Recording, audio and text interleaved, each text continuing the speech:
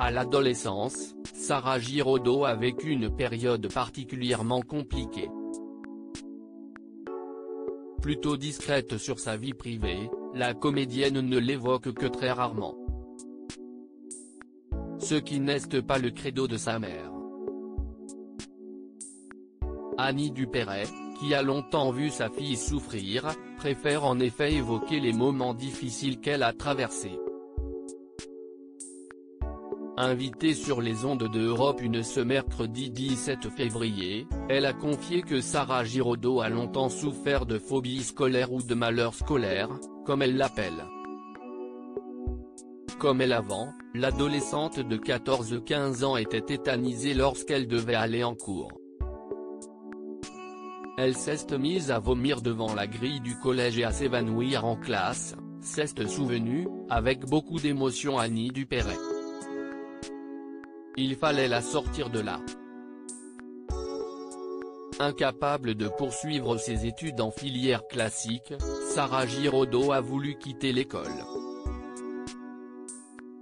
Écoute ma chérie, nous ne sommes pas à la même époque, nous n'avons pas la même histoire, lui a répondu Annie Dupéret, qui a elle-même quitté l'école en classe de 4e. Il faut que tu aies ton bac, parce que sinon tu garderas toujours un doute sur le fait que tu aurais été capable d'y arriver.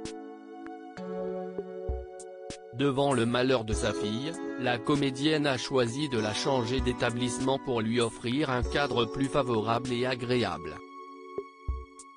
Elle y a rencontré un professeur de philo merveilleux, s'est réjouie l'ex-épouse de Bernard Giraudot sur les ondes d'Europe 1.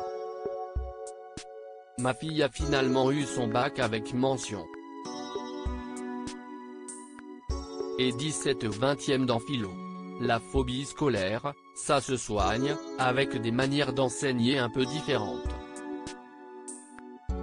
Sarah Giraudot, une maman aux petits soins dans les colonnes de la Croix, en 2018, Sarah Giraudot se souvenait de cette douloureuse période. Je devais obéir à tout. Et on ne me donnait pas le droit d'être différente. J'étais une hypersensible et ce n'était pas bien, racontait l'actrice. Pire, c'était de ma faute. Pour me protéger, je me réfugiais dans ma bulle. Et à l'époque, ses parents ont eu du mal à comprendre son mal-être. Mes parents n'ont pas fait d'études et n'ont pas compris ce que j'éprouvais, glissait-elle auprès du Figaro. Aidée par un psychiatre, qui a posé les mots sur ses mots, elle a réussi à s'en sortir dans ce nouvel établissement. Maman de 2 filles, Mona et Bonnie, elle expliquait mettre un point d'honneur à adoucir le quotidien de ses filles qui sont scolarisées à l'école publique, où elles peuvent ainsi côtoyer le monde réel.